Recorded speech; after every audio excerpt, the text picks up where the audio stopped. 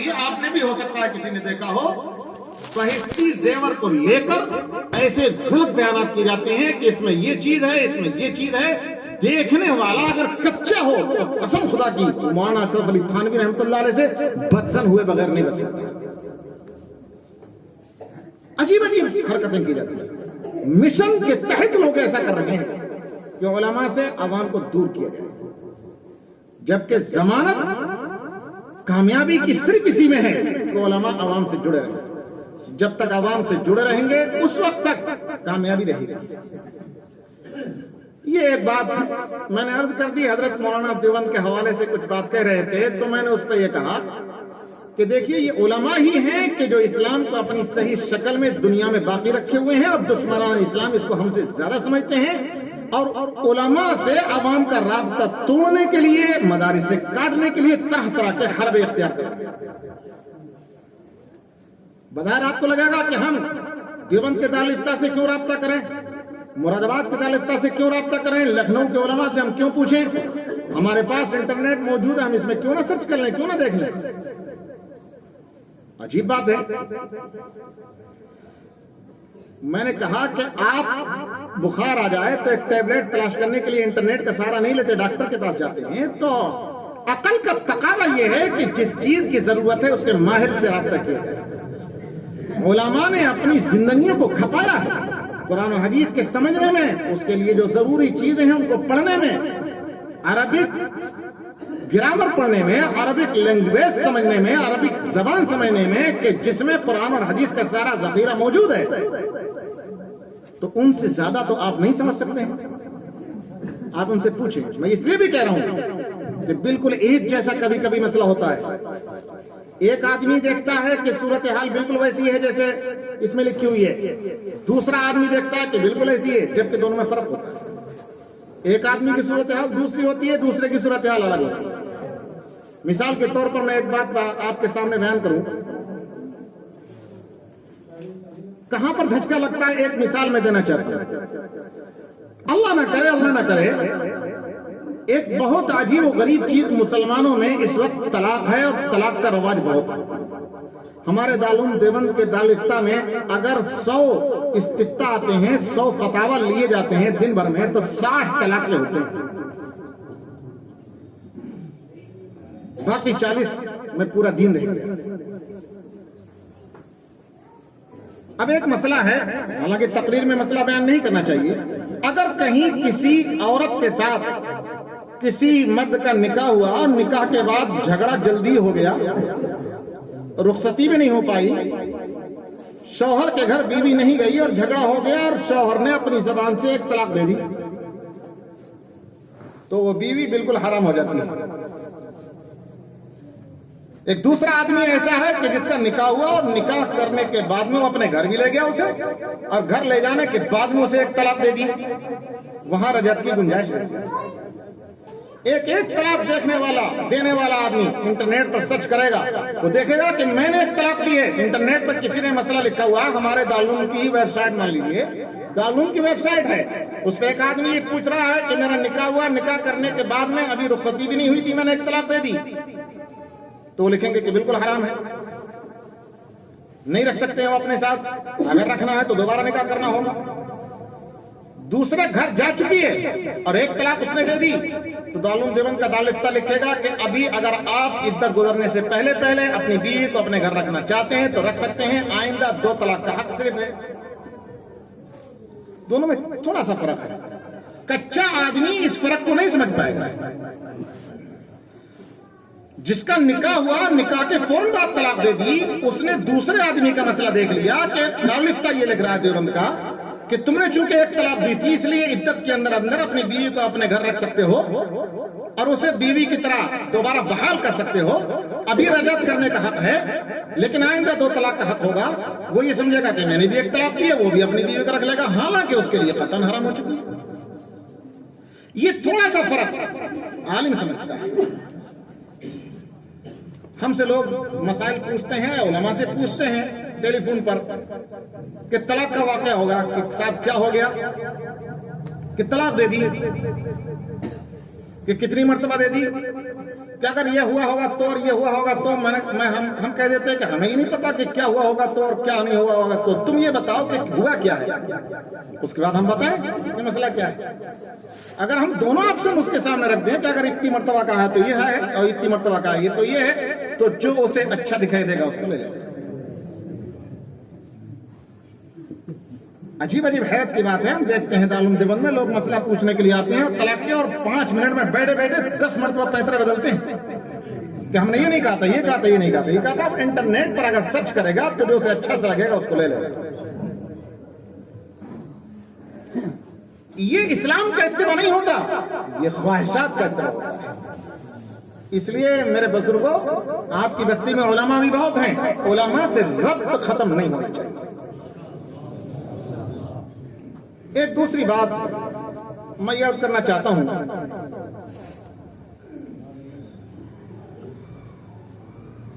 کہ اس وقت میں جو صورتحال چل رہی ہے، کچھ حکومت کی طرف سے پریشانیاں ہیں، کچھ اللہ تبارک و تعالیٰ کی طرف سے پریشانیاں ہیں، اس میں لوگ پریشان ہیں، حیران ہیں کہ کرنا کیا ہے۔ اچھا، حکومت کی طرف سے پریشانیاں بھی ہیں تو وہ اللہ تعالیٰ کی تو دی ہوئی ہیں، اللہ ہی نے تو ظالمین کو ہمارے کرتوتوں کے بدلے میں اور ہمارے کالے گناہوں کے بدلے میں ہمارے اوپر مسلط کیا ہوا ہے۔ ایک تو لوگوں کے اندر مایوسی ہے، لوگوں کے اندر ڈر ہے، لوگوں کے اندر خوف ہے۔ دوسری بات یہ ہے کہ کریں تو کریں کیا۔ میرے دوستوں، میں ابھی عصر کے بعد مدرسے میں چند احباب بیٹھے ہوئے تھے، میں وہاں عرض کر رہا تھا کہ جہاں تک کرنے کی بات ہے، ایک کام تو ہر آدمی کر سکتا ہے، کوئی رکاوٹ نہیں ہے، کوئی ہاتھ پکڑنے والا موجود نہیں ہے۔ آپ ذرا چند چیزوں کو، موٹی موٹی چیزوں کو دیکھیں۔ پچھلے 5-6 سال سے نوٹ بندی کی پریشانی لوگوں پر مسلط ہے، چھوٹے موٹے تاجر ہو یا کسی قسم کے ہو، جی ایس ٹی کی پریشانی لوگوں پر مسلط ہے۔ گوشت کے سلسلے میں، کھانے پینے کی چیزوں کے سلسلے میں کیسی جکڑ بندیاں کی گئی، لاک ڈاؤن کے اندر کیا کیا مصیبت مسلمانوں کے اوپر نہیں آئی۔ لیکن حدیث شریف کے اندر ایک بات آتی ہے، یہ علماء سے آپ پوچھے گا، بعد میں تصدیق فرمائیں گے۔ نبی اکرم صلی اللہ علیہ وسلم نے فرمایا ہے کہ اگر کوئی مصیبت آتی ہے اور مسلمان کو دھچکا لگتا ہے، تو اگر کسی مصیبت کے آنے کے بعد اگر اس مصیبت کے ذریعے سے ٹھوکر کھا کر کے اللہ کی طرف رجوع کرے اور عبرت حاصل کرے اور ذہن کے اندر یہ غور و فکر کرے کہ مجھ سے غلطی کون سی ہو رہی ہے، اللہ تعالیٰ کی ناراضگی کا سبب کیا ہے، اس کی تلافی کرے، تو نبی اکرم صلی اللہ علیہ وسلم فرمایا کہ وہ مصیبت اس مومن کے حق میں رحمت بن کر کے آ جاتی ہے، اس کے دل کو متوجہ کر دیتی ہے کہ میں اللہ سے رجوع کروں۔ لیکن اگر ٹھوکر لگتی ہے، ہر آدمی نہیں سدھرتا، ٹھوکر لگتی ہے اور گناہ پر مزید گناہ کرتا جاتا ہے، پریشانی آتی ہے، مسجد میں آنے والا آدمی بھی رک جاتا ہے۔ مان لیجئے کہ ایک آدمی کے بیٹے کے ساتھ کوئی حادثہ ہو گیا، بجائے اس کے کہ اللہ سے رجوع کرتا، مسجد میں حاضر ہوتا، توبہ کرتا، روتا، گڑ گڑاتا کہ اے اللہ یہ مصیبت میرے کس گناہ کی وجہ سے آئی ہے، مجھے اس سے بچنے کی توفیق عطا فرما دے، جو کچھ گناہ ہوا ہے میں توبہ کرتا ہوں، مجھے معاف کر دے، تو یہ عبرت اور ایک نصیحت کی چیز تھی، اس کے لیے رحمت تھی۔ لیکن ایک آدمی نماز میں آتا ہے، 5 وقت کی نماز پڑھتا ہے، بیٹے کے ساتھ حادثہ ہو گیا، 3 دن کے لیے مسجد سے غائب، انتہائی افسوس کی شکل ہے۔ نبی اکرم صلی اللہ علیہ وسلم کی اسی حدیث کے اندر ہے کہ اگر کوئی ٹھوکر، کوئی مصیبت اگر دینی احکام کو مزید چھوڑنے کا ذریعہ بن جائے تو یہ منافق ہونے کی علامت ہوتا ہے۔ اللہ ہم سب کی حفاظت فرمائے، ان مصیبتوں سے عبرت حاصل کی۔ میں اثر کے بعد کہہ رہا تھا، میں ہر جگہ جاتا ہوں، میں نے یہاں بھی پوچھا، آپ ذرا غور کریں، جو مسلمانوں پر مصیبتیں آ رہی ہیں، اللہ سے رجوع کرنا تو ہر ایک کے اپنے ہاتھ میں ہے، اللہ کی بارگاہ میں رونا گڑگڑانا تو اپنے ہاتھ میں ہے، کوئی رونے سے نہیں روک سکتا، کوئی نماز پڑھنے سے، توبہ کرنے سے تو نہیں روک سکتا۔ لیکن آپ یہ دیکھیں کہ 5-6 سال سے جو بہت مصیبتیں آ رہی ہیں، مصیبتیں پہلے سے بھی کم نہیں تھیں، جو ایک الغار ہے مصیبتوں کی، تو اس کے بعد مسجدوں کے اندر کے نمازیوں کا اضافہ ہوا ہے؟ نہیں ہوا۔ اب یہ بتائیے کہ اب مسلمان اللہ کی طرف رجوع نہ کرے، اللہ کی مدد نہ مانگے، اللہ کی نصرت کا طلبگار نہ ہو، توبہ نہ کرے، تو پھر حل کیا ہے؟ ہر چیز کا حل نکلے گا تو اللہ تبارک و تعالیٰ کی ذات سے ہی، اللہ تبارک و تعالیٰ کے یہاں سے ہی نکلے گا۔ قادسیہ کی جنگ ہو رہی ہے، آپ نے 12 واقعہ سنا ہوگا۔ قادسیہ کی جنگ ہو رہی تھی، حضرت عمر فاروق رضی اللہ تعالیٰ عنہ کا دور خلافت ہے، 3 دن سے مسلمان برسر پیکار تھے، جنگ ہو رہی تھی، فتح نہیں مل رہی تھی۔ امیر لشکر نے مشورہ کیا کہ آخر یہ غور کرو کہ فتح کیوں نہیں مل رہی ہے، اللہ کی مدد کیوں نہیں آ رہی ہے؟ تو معلوم ہوا کہ مسواک کی سنت 3 دن سے جنگ کی مشغولی کی وجہ سے لوگ نہیں کر سکے۔ امیر نے فوراً حکم دیا کہ سنت کو زندہ کیا جائے۔ لوگوں نے اپنی جیبوں سے مسواک نکال کر مسواک کرنا شروع کیا۔ اللہ نے ایسا روک ڈالا دشمنوں کے دلوں کے اندر کہ دشمنوں نے یہ کہنا شروع کیا کہ اب تک تو یہ تلوار سے لڑ رہے تھے، اب تو ایسا لگتا ہے کہ دانتوں کو تیز کر رہے ہیں کچا چبانے کے لیے۔ اللہ نے روک ڈال دیا، اللہ کی نصرت آ گئی۔ تو گناہوں سے اگر توبہ کریں گے، اللہ کی طرف رجوع کریں گے، تو اللہ تبارک و تعالیٰ کی مدد خود بخود آئے گی۔ تو ایک تو حل یہ ہے کہ اللہ کی طرف رجوع کیے جائے، اللہ راضی ہوں گے تو خود بخود اسباب پیدا کر دیں گے۔ دوسری ایک چیز، بزدلی کو قریب پھٹکنے نہ دیا جائے۔ حالات ابھی ایسے نہیں آئے جیسے صحابہ کرام پر آتے تھے، صحابہ کرام پہ جو حالات آئے تھے ویسے ابھی نہیں آئے ہیں۔ آپ نے سیرت کی کتابوں میں پڑھا ہے، مولانا مناظر حسن گیلانی نبی الخاتم میں لکھتے ہیں عجیب غریب انداز سے، حضرت لکھتے ہیں سیرت کی کتاب ہے نبی الخاتم، حضرت مولانا مناظر حسن گیلانی لکھتے ہیں کہ لوگوں نے آبادیوں کے اندر بھنگیوں کو، مہتروں کو دیکھا ہوگا کہ جب آبادیوں میں کہیں کتا مر جاتا ہے تو اس کے پیر میں رسی باندھ کر مہتر اور بھنگی کھینچتا ہوا گھسیٹتا ہوا لے جاتا ہے اور بستی کے باہر لے جا کر ڈال دیتا ہے۔ یہ وہ اپنے زمانے کی بات لکھ رہے ہیں، ہم نے بھی بچپن میں دیکھا ہے۔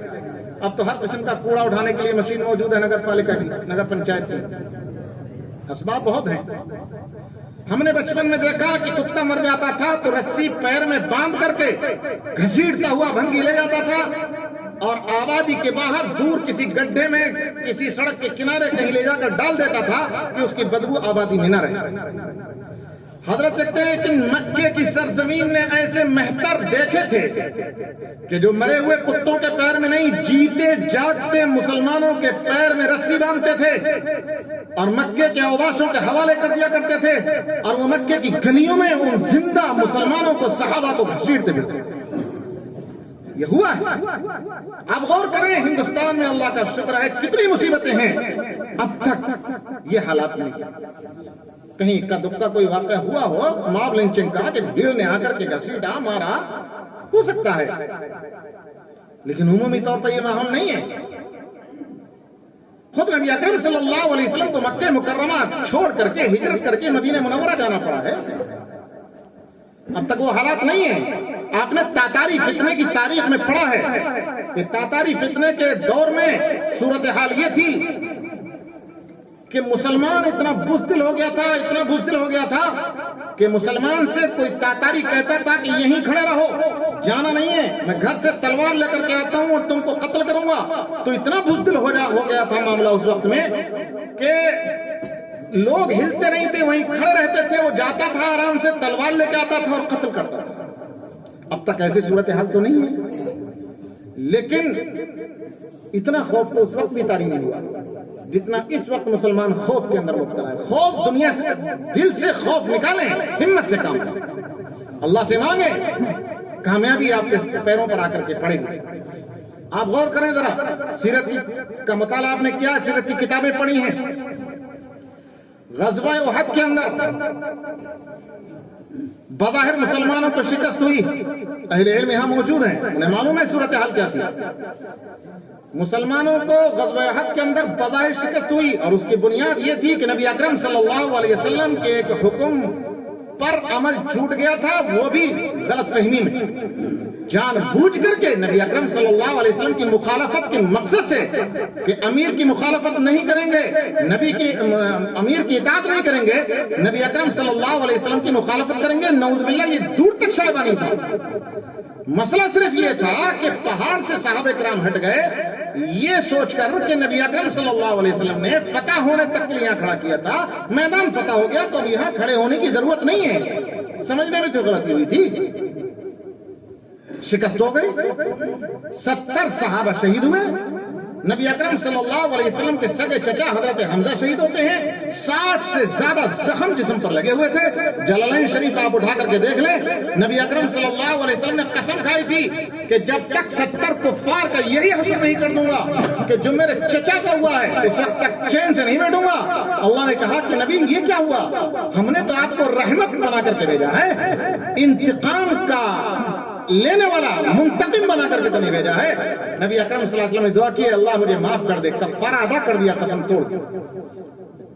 ये हालात पेश आए, लेकिन उस वक्त भी क्या सहाबा किराम पर बुज़दिली तारी हुई? नबी अकरम सल्लल्लाहु अलैहि वसल्लम के जिंदान मुबारक शहीद हो रहे हैं, आपके रुखसार मुबारक पर जख्म लग रहा है, जख्मी उंगली जख्मी हो रही है, लेकिन क्या बुज़दिली हुई? उलमा से पूछिए। शिकस्त के अगले दिन या और अगले दिन अबू सुफियान जो मक्के के लश्कर को लेकर वापस हो रहे थे, मदीने से 1-2 मंजिल पर पहुंच गए थे, उनके दिल के अंदर ये बात आई कि हम लोग कामयाब हो गए थे, मैदान हमारे हाथ में था, लेकिन हम चले आए, थोड़ा सा और रुकना चाहिए था, उन मुसलमानों की जड़ खत्म कर देनी चाहिए थी, बिल्कुल एक एक को खत्म कर देना चाहिए था, ताकि हमेशा के लिए हमारा दुश्मन खत्म हो जाता कि लौट के चलें दोबारा और मुसलमान शिकस्त खुर्दा हैं, बिल्कुल जड़ खत्म करके आ जाएं, एक मुसलमान भी बचने न पाए। सीरत की किताबों में लिखा है, उन्होंने लौटने का इरादा किया, लेकिन अल्लाह की मदद फिर आई, कुफ्फार के दिलों में रोब डाल दिया। वहां से कोई काफिला गुजर रहा था, उसे कुछ इनाम और कुछ हदाया और तहफ दिए, सिर्फ रोब डालने के लिए। उससे कहा कि जाओ मोहम्मद से जाकर के कह देना कि तुम्हारे दुश्मन और मक्के के लोग दोबारा से तुम्हारा खात्मा करने के लिए आ रहे हैं।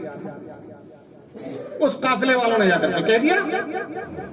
3 दिन 4 दिन हुए थे, शिकस्त खाए हुए, जख्मों से चूर थे, 70 सहाबा शहीद हुए थे, सहाबा की मिकदार भी कम थी, वो जान लीजिए कि घर घर से लाश उठी थी।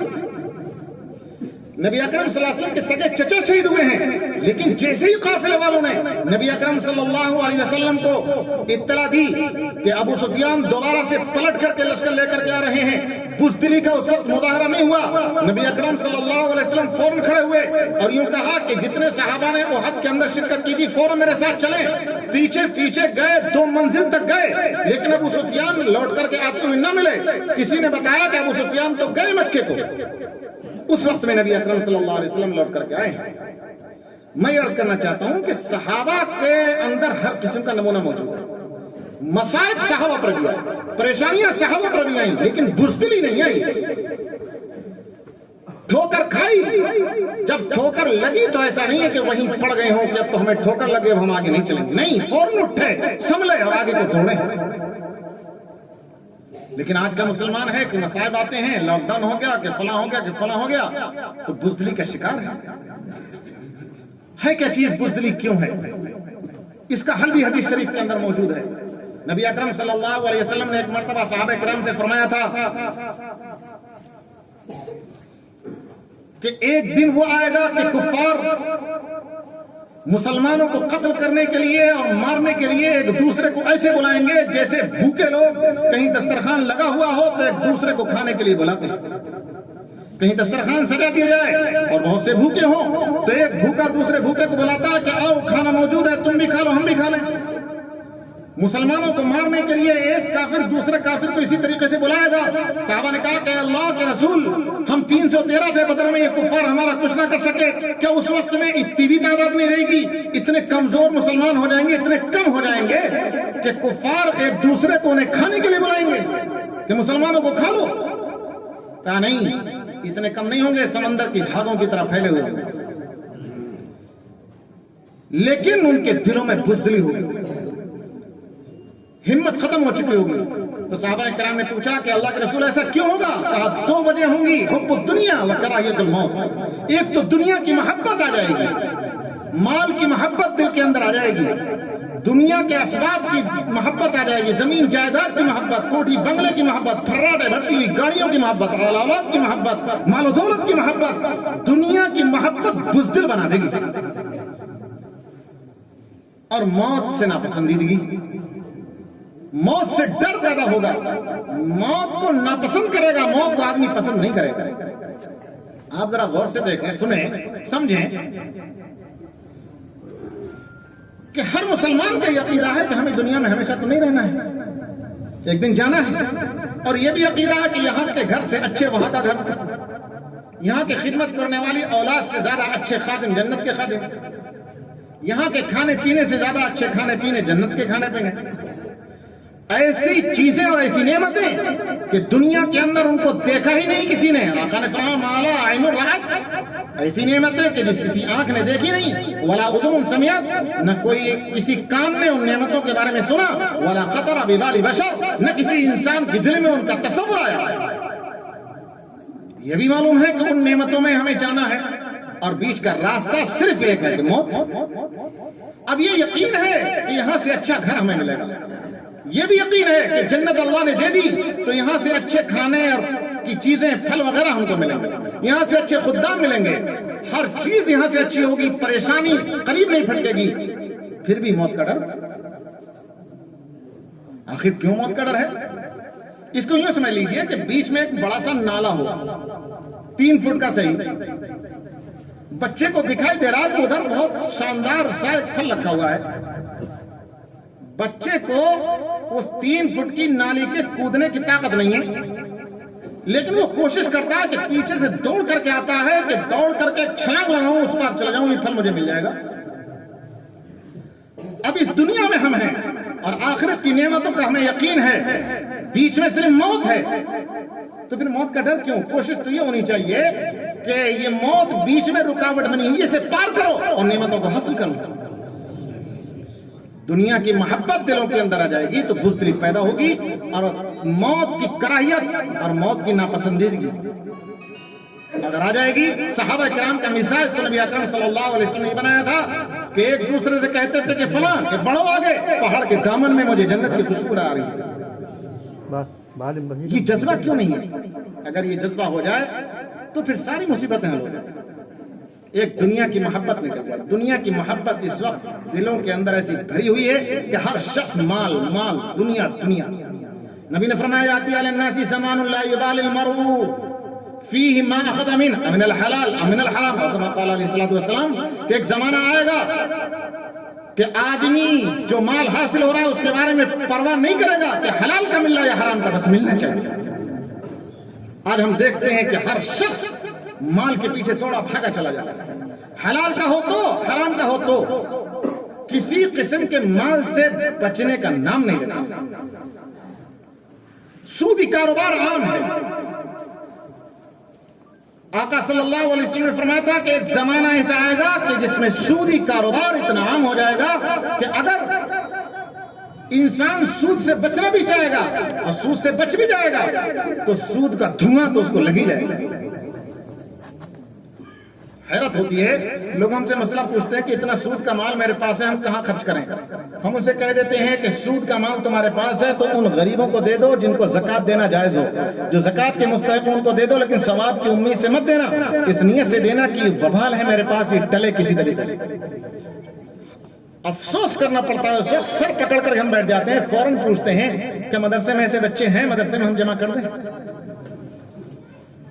یعنی مدرسے جو اس وقت کہہ لیجیے کہ قرآن و سنت کے گہوارے ہیں، تمام تر کمیاں ہیں۔ ہم مانتے ہیں کہ مدرسوں کی صورتحال بھی ویسی نہیں ہے جو اکابر کے زمانے میں تھی۔ مدرسوں میں انحطاط ہے، مدرسوں میں تنزلی ہے، مدرسوں میں گراوٹ آئی ہے، لیکن اس کے باوجود ہمیں یہ بھی یقین ہے کہ اس گئے گزرے زمانے میں مدرسوں کا ماحول آج بھی جنت کا نمونہ ہے۔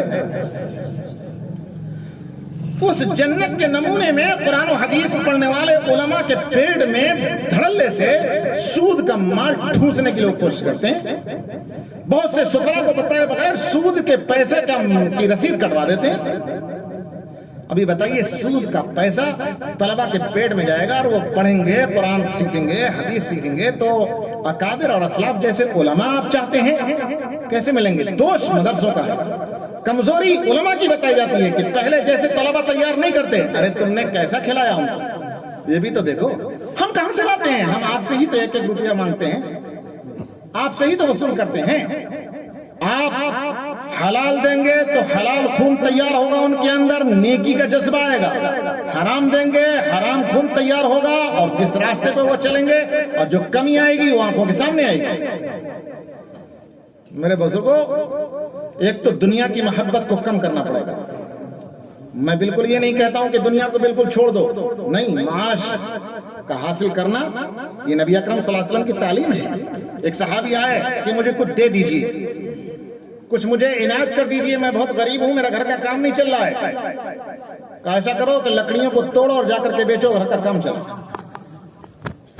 مانگنے والا، ہاتھ پھیلانے والا نبی اکرم صلی اللہ علیہ وسلم نے قوم کو نہیں بنایا.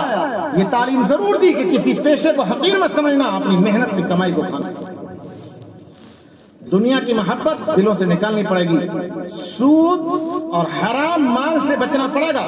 جب تک دنیا کی محبت ختم نہیں ہوگی، موت کی ناپسندیدگی دل سے ختم نہیں ہوگی، اس وقت تک اللہ تبارک و تعالیٰ کی طرف سے جو مصائب کی آمد ہے ان کا سلسلہ رکنے والا نہیں ہے.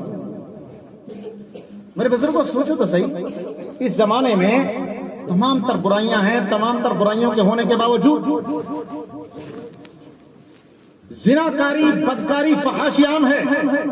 لیکن اس گئے گزرے زمانے میں بھی آج بھی ایسے لوگ آپ کو کہیں نہیں ملیں گے. کہیں لاکھوں میں ایک مل جائے تو مل جائے کہ جو اپنی ماں کے ساتھ منہ کالا کر لے، زناکاری، بدکاری کرے. لیکن غور کریں، نبی اکرم صلی اللہ علیہ وسلم فرمایا ان للربا 36 جزء، کہ سود کے 36 درجے ہیں. فرمایا ایسر ان ينكح المرء امه، اس میں سب سے نچلا درجہ یہ ہے کہ آدمی اپنی ماں کے ساتھ منہ کالا کر لے. منہ کالا کرنا آدمی پسند اس گئے گزرے زمانے میں بھی نہیں کرتا. اور کوئی دیوس اپنی ماں کے ساتھ زنا کرنے کو تیار نہیں ہے، لیکن سود کھا کر کے ماں کے ساتھ زنا کرنے کے برابر گناہ دھڑلے سے کمایا جا رہا ہے. صرف چیز یہ ہے کہ دنیا کی محبت دل کے اندر موجود ہے. اللہ کے واسطے حلال پر آئیں، حرام کو چھوڑ دیں، اور جو اللہ تبارک و تعالیٰ دیں اس پر قناعت کریں، اس پر اکتفا کریں تو برکت آئے گی، مصیبتیں ختم ہوگی. آخرت پر یقین پختہ کریں اور موت کی ناپسندیدگی کو دل سے نکال کر اپنے حالات ایسے بنائیں کہ جس سے یہ سمجھ میں آ جائے کہ موت میرے لیے نعمت ہے اور رحمت ہے، مصیبت نہیں ہے. صحابہ کرام کے میں واقعہ سناؤں تو آپ یہ کہیں گے، صحابہ کرام کے اگر واقعات کی سنا کہ 1400 سال پہلے کی باتیں کر رہا ہے. اس زمانے کے اندر یہ چیزیں کہاں پائی جا سکتی ہیں؟ ابھی 3 سال نہیں ہوئے ہیں، شاید 3-4 سال. بہت سے علماء جانتے ہیں، مظاہرون کے استاد گرامی تھے حضرت مولانا زین العابدین صاحب رحمۃ اللہ علیہ، تخصص فی الحدیث کے استاذ تھے. 90 سال کے قریب ان کی عمر تھی جب انتقال ہوا ہے. اللہ تبارک و تعالیٰ نے ایک بہت ہی تکلیف دہ بیماری کے اندر ان کو مبتلا کر دیا. ڈاکٹروں نے کہہ دیا کہ علاج کی اب گنجائش نہیں ہے، گھر پہ آرام کریں. پریشانی کی حالت میں تھے. موت سے چند دن پہلے کا واقعہ ہے. ان کے ایک شاگرد ان کی خدمت میں گئے تو کہنے لگے کہ مولوی اعجاز، 2 چیزیں ہیں، میں اپنے دل کو ٹٹولتا ہوں تو ڈر تو نہیں ہے کہ موت آنے والی ہے، البتہ موت کی محبت اور خواہش بھی دل میں نہیں ہے. آپ یہ دیکھیں کہ کون آدمی ہے جو مرنا چاہے، لیکن ان کے دل سے موت کا ڈر نکل چکا ہے کہ موت آ رہی ہے. ڈر نہیں ہے، آئے موت کا ڈر دل کے اندر محسوس نہیں کرتا، لیکن اتنا ضرور ہے کہ موت کی محبت دل کے اندر نہیں ہے کہ موت کی خواہش ہو اور موت کی چاہت ہو کہ موت آ جائے. وہ مولانا اعجاز صاحب بھی بڑے پائے کے عالم تھے، ان کا بھی انتقال ہو گیا. شیخ اوپر آدم گڑھ کے رہنے والے، انہوں نے کہا کہ حضرت یہ بات تو بالکل عین سنت کے مطابق ہے کہ موت کا ڈر اور موت کا خوف دل کے اندر نہ ہو، لیکن محبت اور چاہت بھی نہ ہو. محبت اور چاہت موت کی اللہ کی ملاقات کے لیے ہو تو پسندیدہ ہے، لیکن دنیا کی کسی مصیبت سے گھبرا کر دل کے اندر یہ چاہت پیدا ہو جائے کہ کاش میں مر جاتا اس مصیبت میں مبتلا ہونے سے پہلے، تو یہ مومن کی شان نہیں ہے. میرے بزرگوں، بات کچھ لمبی پڑ گئی. اخیر میں ایک بات صرف اتنی عرض کرنا چاہوں گا کہ میں مزید 1 گھنٹہ تقریر کرتا رہوں، آپ سنتے رہیں، لیکن میں اپنے کہے ہوئے پر عمل نہ کروں، آپ اپنے سنے ہوئے پر عمل نہ کریں تو نہ مجھے فائدہ نہ آپ کو، بلکہ یہ میرا کہنا اور آپ کا سننا اللہ کی قسم مصیبت بن سکتا ہے. آخرت میں اللہ تبارک و تعالیٰ نے پوچھ لیا کہ دین کی بات بڑی چیخ چیخ کے تقریر کرتا تھا، لوگوں کو بتاتا تھا، عمل کتنا کرتا تھا؟ تو جواب کیا ہوگا؟ آپ سے پوچھ لیں کہ بہت تقریریں سنتے تھے، اشش کرتے تھے، سنتے رہتے تھے، سبحان اللہ کہتے تھے، کچھ بولتے رہتے تھے، اثر تو بڑا ہوتا تھا لیکن عمل کتنا کرتے تھے؟ تو پھر کیا جواب ہوگا؟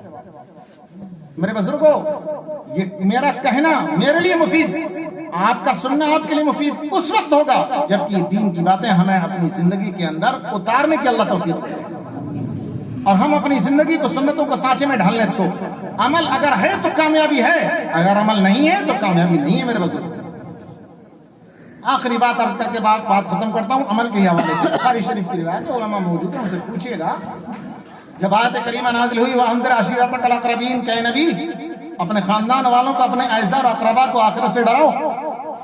اس وقت میں نبی اکرم صلی اللہ علیہ وسلم کھڑے ہوئے اور کہا یا معاشر قریش، اے خاندان قریش، اے میرے خاندان والوں، اشتروا انفسکم، اپنے آپ کو اللہ تبارک و تعالیٰ کے یہاں آخرت کے لیے، جنت کے لیے اور جہنم سے بچانے کے لیے خرید لو، اپنی جانوں کا سودا کر لو۔ فَإِنِّي لَا أُغْنِي عَنْكُم مِّنَ اللَّهِ شَيْئًا يَوْمَ الْقِيَامَةِ، کیونکہ اگر ابھی تم عمل نہیں کرو گے اور اپنی جانوں کو اللہ سے خرید کر جنت سے میں جانے اور جہنم سے بچانے کا سامان فراہم نہیں کرو گے تو میں اللہ تبارک و تعالیٰ کے ہاں تمہیں رتی برابر بے نیاز نہیں کر پاؤں گا۔ پھر آگے بڑھے، اپنے چچا کا نام لیا، یا عباس ابن عبد المطلب، اے عبد المطلب کے بیٹے عباس، سگے چچا ہیں، کہ اپنے آپ کو خرید لو کیونکہ قیامت کے دن آپ ہو سکتا ہے کہ آپ مدد مانگے میں مدد نہ کر سکتا۔ پھر پھوپھی کا نام لیا کہ صفیہ بنت عبد المطلب، اپنے بچاؤ کا انتظام کرو، جہنم سے بچانے کے لیے اپنے آپ کو اللہ سے خرید لو۔ اور حد تو تب ہو گئی جب حضرت فاطمہ رضی اللہ تعالیٰ عنہ کا نام لیا۔ حضرت فاطمہ رضی اللہ تعالیٰ عنہ جن کے بارے میں آقا نے یہ فرمایا فاطمہ تو بضعۃ منی، فاطمہ میرے جسم کا ایک ٹکڑا ہے، میری لخت جگر ہیں۔ جن بیٹی کو، جن صاحبزادی کو جسم کا ٹکڑا اور اپنے گوشت کا ٹکڑا اور اپنے دل کا ٹکڑا فرما رہے ہیں، ان سے کہا تھا یا فاطمہ تو بنت محمد، اے محمد کی بیٹی فاطمہ، سلینی ما شئتی من الدنیا، ایک روایت میں من مالی، کہ دنیا جو کچھ میرے پاس ہے یا جو کچھ مال میرے پاس ہے اس میں سے جو چاہو تم مجھ سے مانگ لو، میں دنیا میں تمہیں دینے کے لیے تیار ہوں، لیکن اشتری نفسک، اپنے آپ کو اللہ سے خرید لو، جہنم سے بچانے کا سودا کر لو۔ کیوں؟ اس لیے کہ فَإِنِّي لَا أُغْنِي عَنْكِ مِنَ اللَّهِ شَيْئًا يَوْمَ الْقِيَامَةِ، قیامت کے دن میں تمہیں ذرہ برابر بھی بچا نہیں پاؤں گا۔ جب اپنی صاحبزادی فاطمہ سے یہ کہہ دیا کہ میں نہیں بچا پاؤں گا تو پھر ہماری اور آپ کی کیا حیثیت ہے؟ آپ غور تو فرما لیں۔ اس لیے میرے بزرگوں، عملی زندگی اور یہ توفیق بھی اللہ تبارک و تعالیٰ دیں گے۔ اللہ سے دعا بھی کرتے رہا کریں کہ ہمیں عمل کرنے کی توفیق دے اور مکمل شریعت پر عمل کرنے والا بنا دے اور اپنی زندگی کو دین کے، شریعت کے سانچے میں ڈھالنے کی توفیق عطا فرما دے۔ حضرت ایک بات اور بتا دوں میں چلتے چلتے، یہ جو مصیبتیں ہیں اور حالات مختلف قسم کے آئے ہیں، یقین کر لیجیے میرا تو ایمان ہے اور مجھے یقین ہے کہ اگر آپ سنت پر عمل کرنے والے بن گئے تو جو پڑوس میں ابھی آپ کا دشمن دکھائی دیتا ہے آپ کا دوست بن جائے گا، یقیناً آپ کا دوست بن جائے گا۔ کچھ ہی زمانے پہلے کے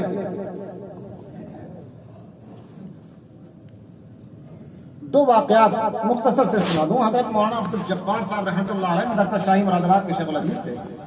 حضرت شیخ الحدیث مولانا محمد زکریا صاحب رحمۃ اللہ علیہ کے خلیفہ تھے۔ ہزاروں لوگ دیکھنے والے ان کا بھی موجود ہیں۔ مراد آباد میں کوتوالی کے پاس ان کا مکان تھا۔ کوتوالی سے مدرسہ شاہی کو پڑھانے کے لیے آتے تھے تو غیر مسلم اپنی دکانوں پر ہاتھ جوڑ کر کے کھڑے ہو جاتے تھے کہ بابا جا رہے ہیں۔ کیا چیز تھی ان کی زندگی ان کے سامنے تھی کہ یہ شخص سنت کے مطابق چلنے والا ہے۔ آدھا راستہ رکشے والے خالی کر دیا کرتے تھے، آدھے راستے پر رکشے والے سیٹ ہو کر کے کھڑے ہو جاتے تھے۔ حضرت قاری سید صدیق احمد صاحب باندھوی رحمۃ اللہ علیہ کے واقعات مفتی اقبال صاحب، مفتی زید صاحب کانپور والوں نے جمع کیے ہیں، واقعات صدیق کے نام سے کتاب میں، اس میں نے پڑھا ہے۔ حضرت قاری صاحب رحمۃ اللہ علیہ باندھا کے علاقے میں پیدل چل رہے ہوتے تھے تو ایک واقعہ لکھا ہے کہ ایک غیر مسلم اپنے بیل گاڑی میں چنے لاد کر کے اس پر لیٹا ہوا آرام سے آ رہا ہے۔ गुनगुनाता हुआ। उसे महसूस हुआ कि बराबर में से कोई गुजर रहा है, चंद लोग।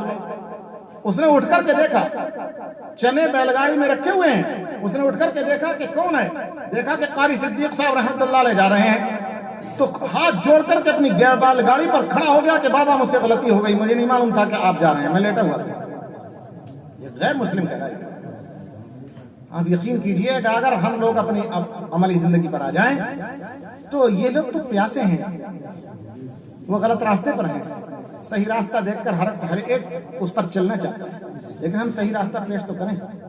हम अपनी जबान से नहीं, मुसलमान कहां तक जबान चलाएगा? चलती फिरती जिंदगी मुसलमान की इस्लाम की दावत देने वाली होनी चाहिए। उसका सरतापा दाई हो तो समझ में आएगा कि हाँ ये मुसलमान है।